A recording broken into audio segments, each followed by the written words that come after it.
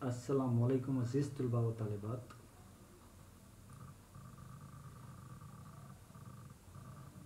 हमने गुज़िश्ता लेक्चर्स में उर्दू ज़ुबान और ज़ुबान की तारीफ़, ज़रूरत और अहमियत, फिर उसके बाद उर्दू ज़ुबान का आगाज़ व इर्तिक़ा और उर्दू की इब्तिदा से मुतल्लिक़ मुख्तलिफ़ नज़रियात, निसाब का जो ये पहला हिस्सा था उसको तकमील किया था। उसके बाद दूसरा जो हिस्सा है निसाब का, दक्नी अदब का आगाज़ व इर्तिक़ा, उस हिस्से को भी हमने मुकम्मल कर लिया है। दक्नी अदब का आगाज़ व इर्तिक़ा, इसके जो मुख्तलिफ़ ज़िमनी उन्वानात हैं, जैसा कि सबसे पहला क़ुतुब शाही अहद, दूसरा आदिल शाही अहद, तीसरा आलमगीरी अहद, वली और सिराज के हवाले से। इस तरह से हमने अब तक निसाब के 2 हिस्से तकमील कर लिए हैं, जिसमें हमको ये बात समझ में आ गई है कि ज़ुबान क्या है, उसकी ज़रूरत और उसकी जो अहमियत है, ज़ुबान की अहमियत क्यों है। उसके साथ साथ उर्दू ज़ुबान का आगाज़ व इर्तिक़ा किस तरह से हुआ और उर्दू ज़ुबान की इब्तिदा से मुतल्लिक़ जो मुख्तलिफ़ नज़रियात हैं, उन नज़रियात पर भी हमने रोशनी डाली। और उसके बाद जो दूसरा हिस्सा था उसका, उस हिस्से में हमने देखा कि मुख्तलिफ़ इलाक़ों ने उर्दू ज़ुबान की आबियारी की है और उसी में से एक इलाक़ा या एक हिस्सा जिसको हम कहेंगे दक्कन का इलाक़ा, उसने किस तरह से इर्तिक़ा की मुख्तलिफ़ मनाज़िल तय की हैं, उसको भी हमने देखा। इस हिस्से को 3 मुख्तलिफ़ शाखों में या हिस्सों में तक़सीम किया गया है, जिसमें क़ुतुब शाही अहद है। क़ुतुब शाही अहद और उसके जो मुख्तलिफ़ शोरा व उदबा थे उस दौर में, उन्होंने किस तरह से उर्दू की खिदमत अंजाम दी, इस पर रोशनी डाली। उसके बाद दूसरा जो हिस्सा था आदिल शाही अहद, तो आदिल शाही अहद में भी हमने वही देखा कि उदबा और शोराओं ने और उसके साथ साथ कुछ बादशाहों ने भी उर्दू की आबियारी की है। तीसरा और आखिरी हिस्सा जो आलमगीरी अहद है, वली और सिराज के हवाले से, तो इस हिस्से में हमने देखा कि क़ुतुब शाही और आदिल शाही हुकूमत के ज़वाल के बाद जो औरंगज़ेब आलमगीर रहमतुल्लाह अलैह ने हुकूमत क़ायम की, उस हुकूमत के चलते जो अदब वजूद में आया उर्दू का,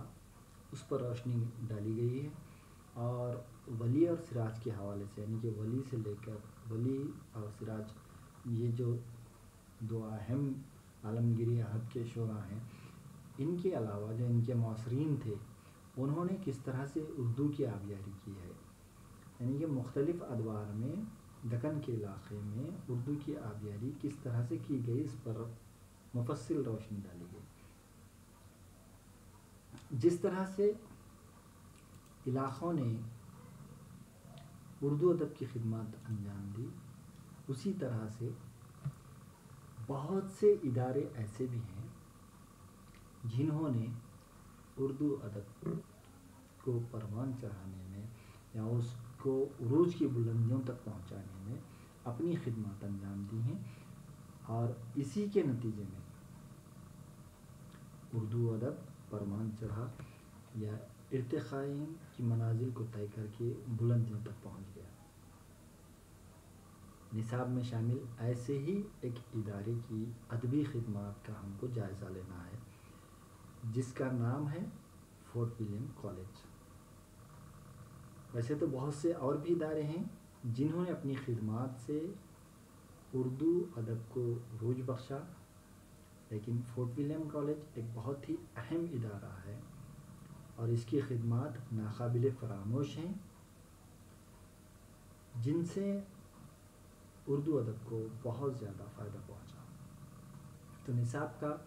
یہ جو تیسرا یونٹ یا تیسرا حصہ جو ہے فورٹ ولیم کالج کی ادبی خدمات ہے، اس کے بارے میں ہم دیکھیں گے۔ تو جب ہم کوئی ادارے کی بات کرتے ہیں یا کوئی تنظیم کی بات کرتے ہیں تو اس دور کے علمی و ادبی یا تہذیبی پس منظر سے واقفیت ضروری ہو جاتی ہے تاکہ ہم کو اس کے بارے میں معلومات سمجھنے میں آسانی ہو۔ تو سب سے پہلے ہم جو دیکھیں گے وہ فورٹ ولیم کالج کے وقت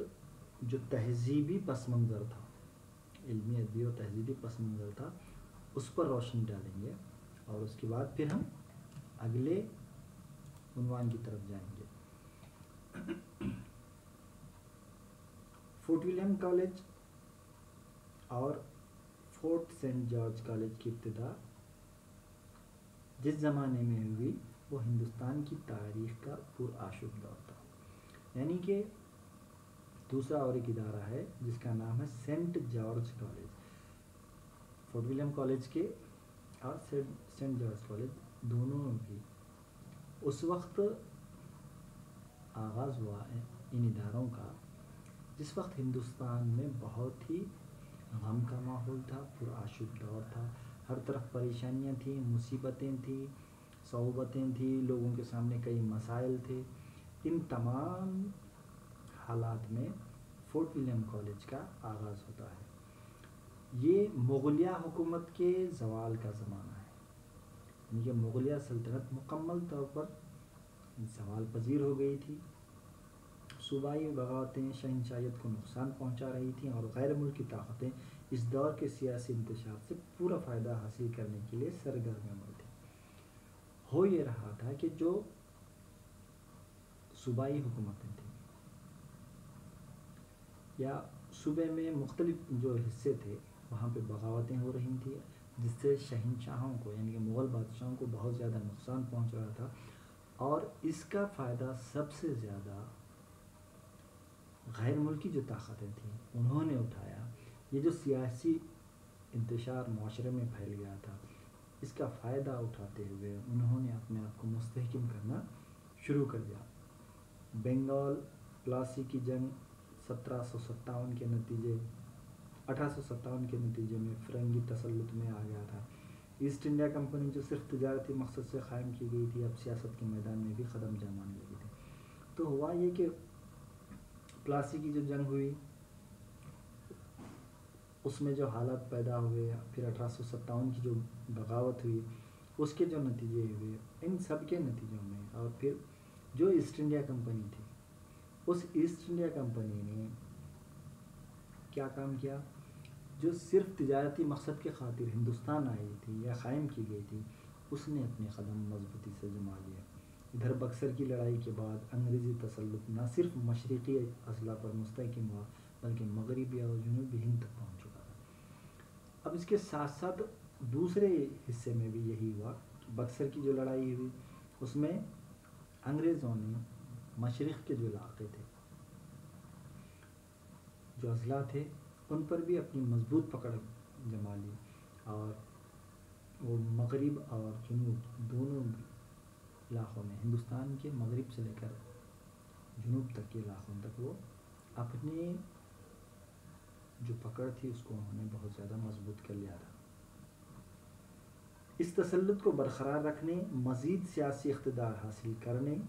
اور حکومت کے کاروبار چلانے کے لیے انگریز افسروں کا دیسی زبانوں سے واقف ہونا ضروری تھا۔ تو اس وقت انہیں جو ضرورت محسوس ہوئی وہ یہ ہوئی کہ اب ہم کو جنوب اور مشرق، مغرب، جنوب، مشرق، ان سبھی علاقوں پر حکومت کرنے کے لیے انگریز افسروں کو دیسی جو زبانیں ہیں ان سے واقفیت ہونا ضروری ہے تاکہ ہم حکومت آسانی سے کر سکیں۔ اسی مقصد کی خاطر انہوں نے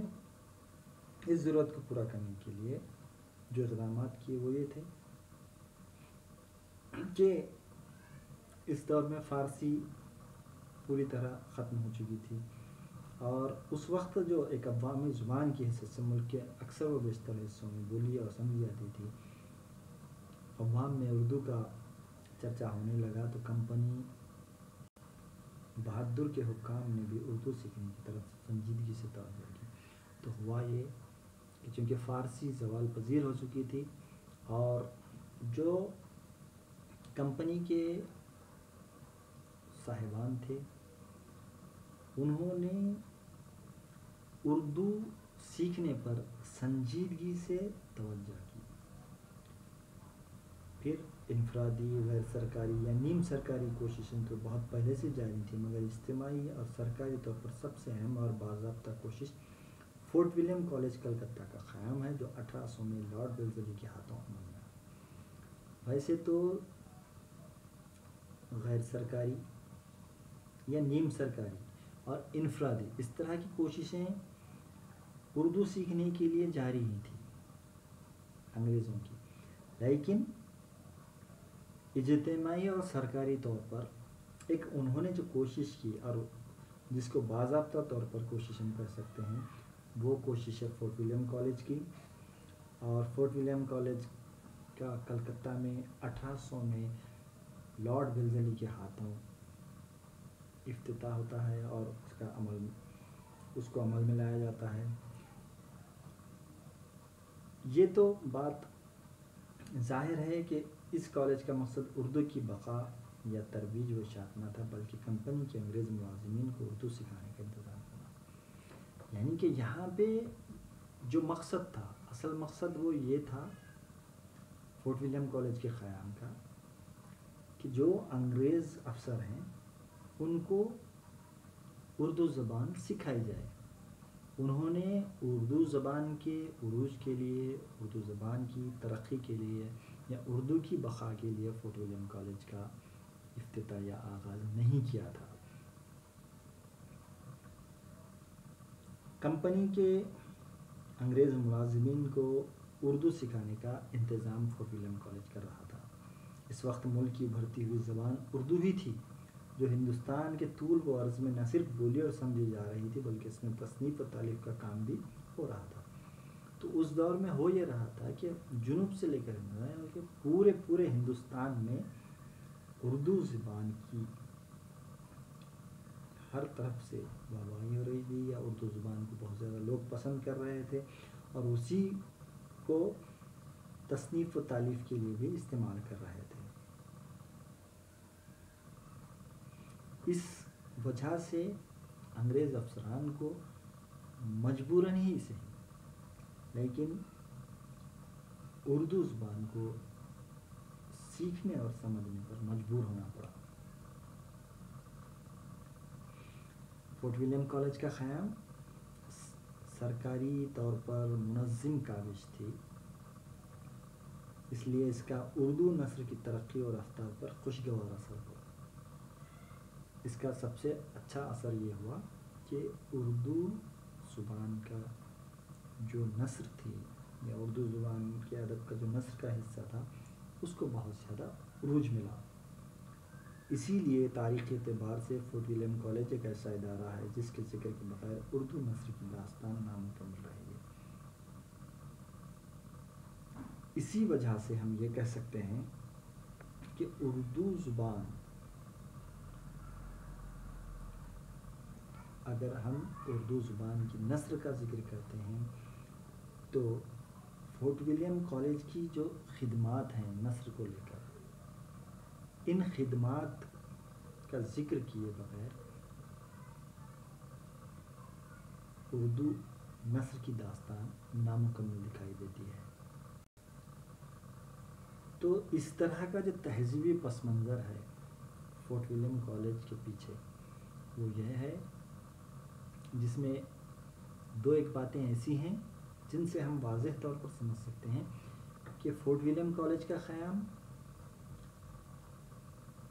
اس مقصد کے لیے کیا گیا تھا کہ جو حکومت کرنے کے لیے انگریز افسران ہندوستان آتے تھے، ان کی یہاں کی مقامی بولی جو اردو زبان تھی اس سے واقفیت ہو جائے، تاکہ حکومت کے انتظامات کرنے میں کسی قسم کی کوئی لاپرواہی یا غلطی نہ ہو یا کسی قسم کی کوئی رکاوٹ نہ ہو۔ فورٹ ولیم کالج کا قیام کا مقصد یہ نہیں تھا کہ اردو زبان کا عروج یا اس کی بقا یا اس کو ترقی کی بلندیوں تک پہنچانا، تو لیکن جس مقصد کے لیے بھی فورٹ ولیم کالج کا قیام کلکتہ میں 1800 میں آیا، اس کے نتیجے میں سب سے اہم اور اچھا کام اردو نثر کے لیے یہ ہوا کہ اردو ادب کی جو نثر تھے